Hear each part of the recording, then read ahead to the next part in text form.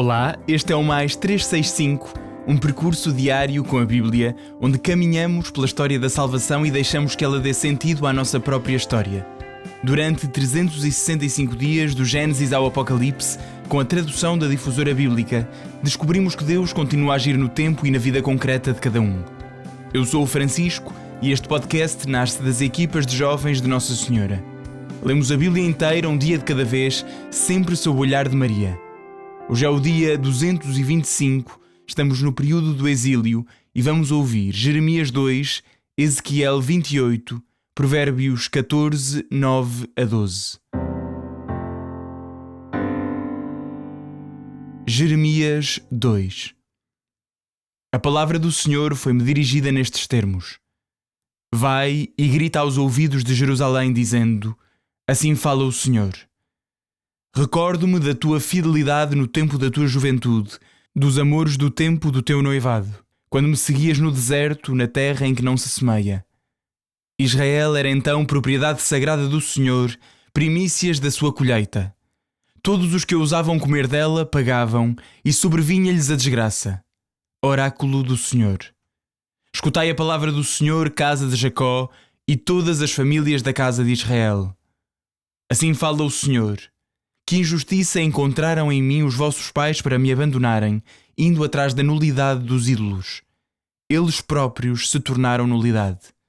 Não se interrogaram: onde está o Senhor que nos fez subir do Egito, que nos conduziu através do deserto, terra de desolação e abismos, terra de aridez e de escuridão, terra por onde ninguém passa e onde ninguém habita.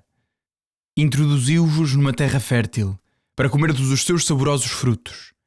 Mas tendo entrado, profanastes a minha terra e fizestes abominável a minha herança.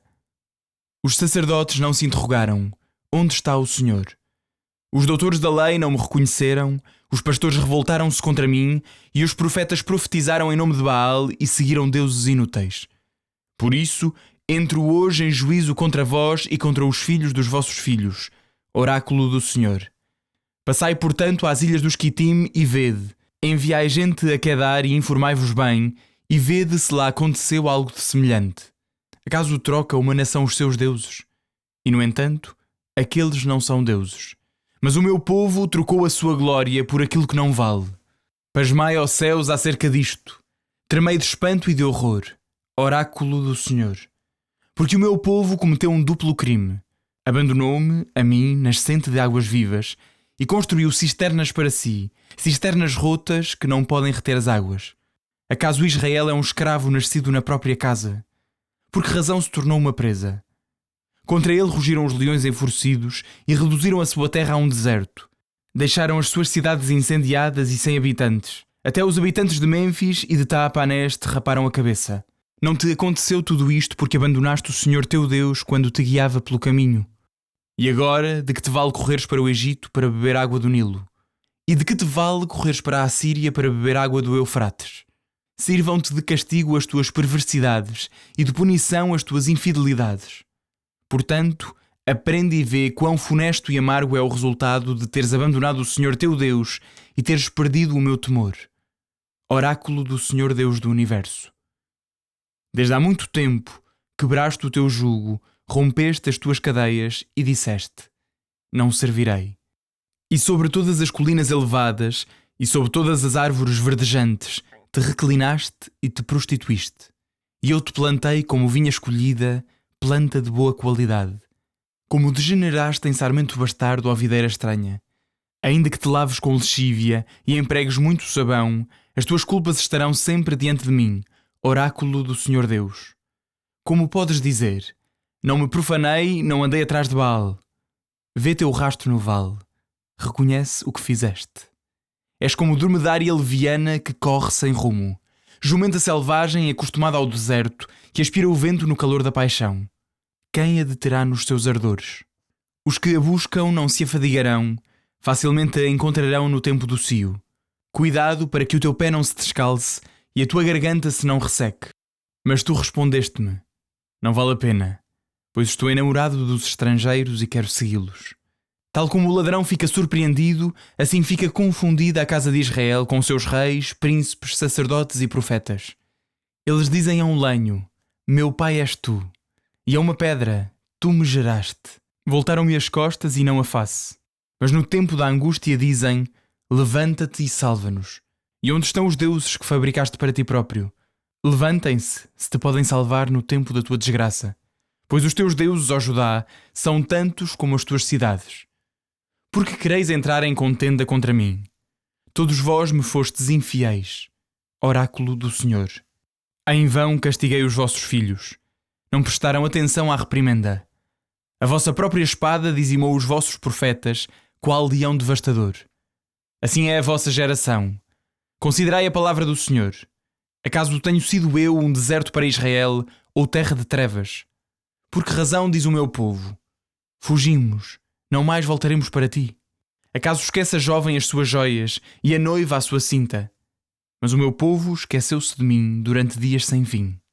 Com que habilidade preparas o teu caminho à procura do amor? De facto, também com maldades aprendeste os teus caminhos.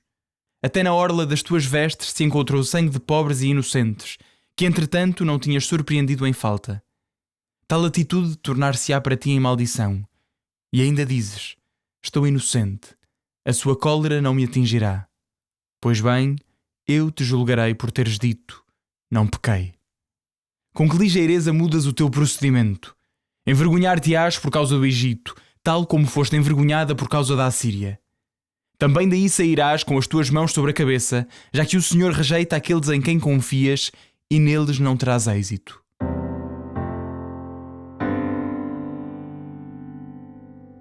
Ezequiel 28. Foi-me dirigida a palavra do Senhor nestes termos: Filho de homem, diz ao príncipe de Tiro: eis o que diz o Senhor Deus. Tu te encheste de orgulho dizendo: eu sou um Deus, estou sentado no trono de Deus no coração do mar. Não sendo tu um Deus, mas apenas um homem, e contudo julgas-te igual a Deus. Consideras-te mais sábio do que Daniel. Nenhum mistério te é obscuro. Foi pela tua sabedoria e inteligência que adquiriste riqueza e amontoaste ouro e prata em teus tesouros. Pela tua perícia para o comércio acrescentaste as riquezas e o teu coração ensoberbeceu-se. Por causa disto, assim fala o Senhor Deus: já que te julgas Deus, por isso eis que farei vir contra ti estrangeiros, os mais bárbaros dos povos. Eles desembainharão a espada contra a tua sabedoria e macularão o teu esplendor. Far-te-ão descer à cova. Morrerás de morte violenta no coração dos mares. Dirás ainda à vista dos teus carrascos: eu sou um Deus, quando é evidente que não és senão um homem e não um Deus, na mão do teu assassino. Morrerás da morte dos incircuncisos aos golpes dos estrangeiros. Sou eu quem o afirma. Oráculo do Senhor Deus. Foi-me dirigida a palavra do Senhor nestes termos: Filho de homem, profere uma lamentação sobre o rei de Tiro. Tu lhe dirás: assim fala o Senhor Deus. Tu eras um modelo de perfeição, cheio de sabedoria, de uma beleza admirável. Estavas no Éden, jardim de Deus. Cobrias-te de toda a espécie de pedras preciosas: sardónica, topázio, diamante, crisólito, ónix, jaspe, safira, carbúnculo e esmeralda, cravejadas de ouro. Tamborins e flautas estavam ao teu serviço desde o dia em que foste criado. Eras um querubim protetor colocado sobre a montanha santa de Deus, caminhavas por entre pedras de fogo. Eras irrepreensível na tua conduta, desde o dia em que nasceste até aquele em que a iniquidade apareceu em ti. Com o aumento do teu comércio, o teu íntimo encheu-se de violências e pecados. Por isso, eu precipitei-te da montanha de Deus e fiz-te perecer, ó querubim protetor, no meio das pedras de fogo. O teu coração encheu-se de orgulho por causa da tua beleza. Arruinaste a tua sabedoria por causa do teu esplendor. Lancei-te por terra e entreguei-te em espetáculo aos reis. Pelas muitas faltas e desonestidades no teu comércio, profanaste o teu santuário. Por isso, fiz sair de ti o fogo para te devorar. Reduzi-te a cinzas sobre a terra aos olhos de todos os que te contemplavam. Todos os que entre os povos te conheciam ficaram estupefactos. Tornaste-te objeto de horror e não sobreviverás mais. Foi-me dirigida a palavra do Senhor nestes termos: Filho de homem, volta-te para Sidon e profetiza contra ela. Dirás: assim fala o Senhor Deus. Eis que me declaro contra ti, Sidon, no meio de ti farei brilhar a minha glória. Então saberão que eu sou o Senhor, quando executar contra ela os meus juízos e nela manifestar a minha santidade. Mandar-lhe-ei a minha peste, e o sangue inundará as suas ruas. Sucumbirão feridos, derrubados por uma espada que surgirá de toda a parte. Então reconhecerão que eu sou o Senhor. Depois disso, não haverá para a casa de Israel nem espinho que fira, nem silva que dilacere, da parte de algum dos seus vizinhos que a atacam. Assim saberão que eu sou o Senhor Deus. Assim fala o Senhor Deus. Quando congregar os israelitas dentre os povos por onde foram dispersos, então manifestarei a minha santidade aos olhos das nações e habitarão a terra que eu dei ao meu servo Jacó. Habitarão em segurança, edificarão casas e plantarão vinhas. Viverão com segurança quando eu executar os meus juízos contra todos os vizinhos que os atacavam. Então reconhecerão que eu sou o Senhor, seu Deus.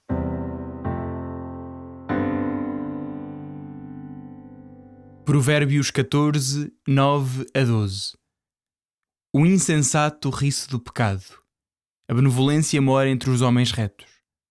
O coração conhece as suas próprias amarguras e o estranho não partilha da sua alegria. A habitação dos ímpios será destruída, mas a tenda dos justos florescerá. Há caminhos que ao homem parecem retos e no fim conduzem à morte.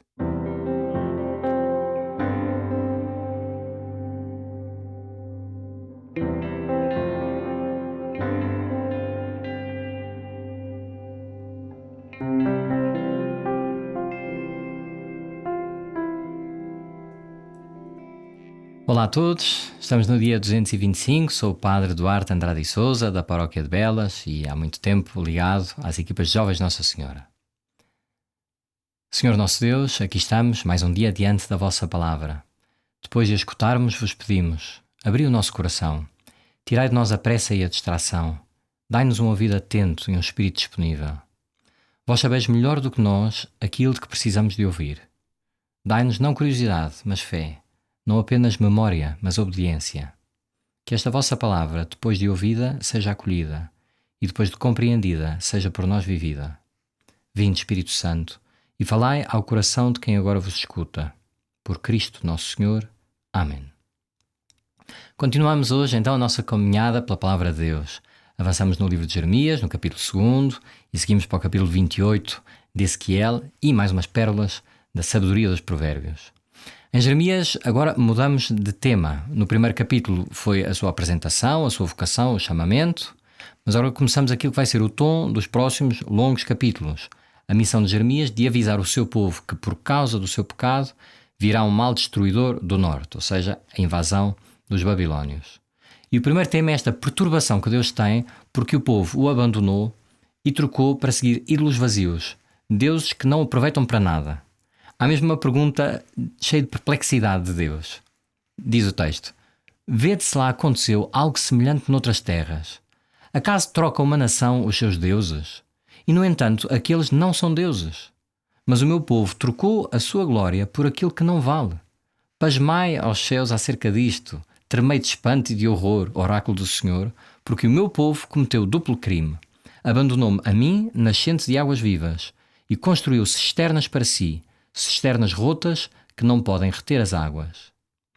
Então, em primeiro lugar, esta perplexidade que nós vemos acontecer na nossa vida tantas vezes. Trocamos Deus por sucedâneos baratos, maus, manhosos, patéticos, comparados com Deus. O pecado é mesmo um mau negócio. E depois chegamos à imagem central deste capítulo, que é muito bonita e vale a pena determos-nos nela. Vou repetir aquilo que o Senhor Deus diz. Porque o meu povo cometeu duplo crime, abandonou-me a mim, nascente de águas vivas, e construiu cisternas para si, cisternas rotas que não podem reter as águas. Há aqui dois pecados. O primeiro é deixar Deus. O segundo pecado, procurar substituí-lo por algo incapaz de dar vida. Vale a pena lembrar o contexto em que esta imagem de água é dada. Se nos pusermos na Palestina, ainda hoje em dia em Israel percebemos que a água é um bem escasso, precioso. Quantas guerras foram combatidas por causa da água? Ainda hoje em dia em Israel o tema da água potável é sensível.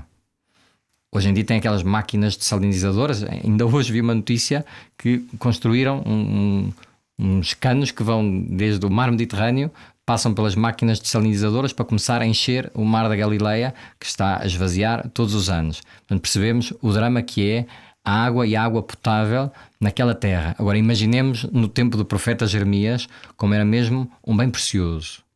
Então, por um lado, temos esta imagem da nascente. A nascente que oferece água corrente, fresca, limpa, inesgotável. Não depende da chuva nem do esforço humano. É a imagem perfeita da graça, do dom. Alguma coisa que nos é dada gratuitamente, sem esforço nosso. Deus é assim. Mas é mais. Deus não dá apenas vida. Deus é a própria fonte da vida. Deus não diz, tenho água, mas diz, eu sou a nascente. E por outro lado, as cisternas eram escavadas na pedra para recolher a água da chuva. Não eram más em si mesmas, eram necessárias, mas tinham estas limitações. Dependiam da água da chuva, a água muitas vezes tornava-se estagnada, ao contrário da nascente que tinha sempre uma água corrente e portanto pura, a água das cisternas podia tornar-se estagnada e por isso má e imprópria para consumo. E depois outro problema destas cisternas é que podiam rachar e quando rachavam a água ia desaparecendo lentamente. Portanto, na nossa vida nós trocamos Deus, esta nascente das águas vivas, por cisternas rotas. São coisas na nossa vida que nós endeusamos. O sucesso profissional, o dinheiro, o prestígio, prazer, poder, reconhecimento. Hoje em dia as redes sociais, ideologias. Muitas destas coisas não são necessariamente más, mas o problema é que quando esperamos delas aquilo que é apenas Deus pode dar. Esta é a lógica do pecado. O pecado não é apenas fazer coisas proibidas. O pecado é uma troca. Aquele mau negócio dos falsos ídolos. Trocamos o infinito pelo limitado, o Criador pela criatura, uma fonte inesgotável, nascente das águas vivas, por reservatórios que têm brechas ainda por cima. E lembra-me aquela imagem de Santo Inácio de Loyola, quando fala da lógica do demónio, do inimigo da natureza humana, como chama, que quando nos ataca é como estratega que numa batalha estuda a muralha do inimigo, do seu castelo, e procura uma brecha, um ponto fraco, e é aí que ele vai atacar. Eu lembro dos livros quando li O Senhor dos Anéis ou dos filmes de guerras, e era sempre por uma brecha nas muralhas, por uma saída do esgoto ou por uma porta pequenina que entrava o batedor, o inimigo, e entrava por ali e punha alguma coisa para destruir, um explosivo para destruir a muralha, ou ia por ali para abrir a porta e invadir o castelo. Então na nossa vida muitas vezes o pecado entra assim, por uma brecha pequenina, porque não fechamos a porta totalmente ao pecado. Porque não cortamos com uma relação que é má, com um hábito que é mau, deixamos uma brechazinha. E como numa casa, se eu tenho uma brecha no telhado, a água vai entrar sempre, ou eu vou perturbar bem todas as brechas e as rachas para não haver infiltrações, ou se eu faço o trabalho a meias, a água vai encontrar sempre uma maneira de escapar, passar pelas rachas e haver uma infiltração grande. Bem, isto liga-se então à passagem de Ezequiel, que relata a desgraça do rei de Tiro, que era um homem muito orgulhoso, e está no texto, chega a dizer, eu sou Deus, sento-me no trono de um Deus. E a queda anunciada deste rei, que se deixa corromper pela beleza e pela riqueza, é uma forma da mesma infidelidade.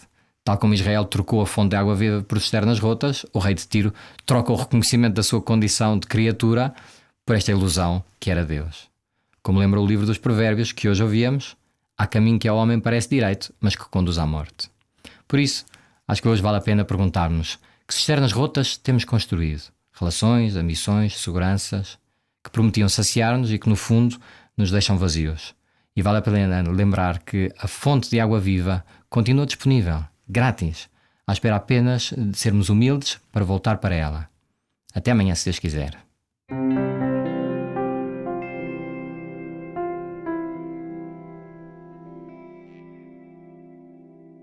A minha alma glorifica o Senhor, e o meu espírito se alegra em Deus, meu Salvador.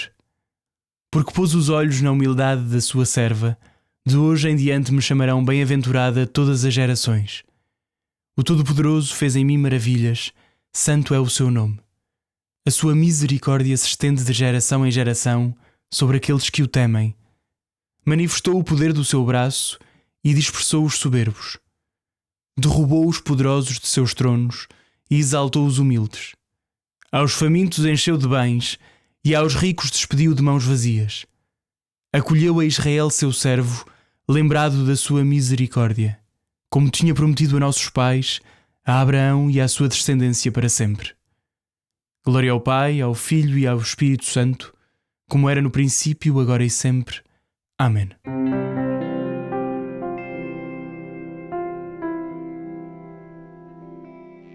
Final do dia 225. Um abraço em Cristo. Até amanhã.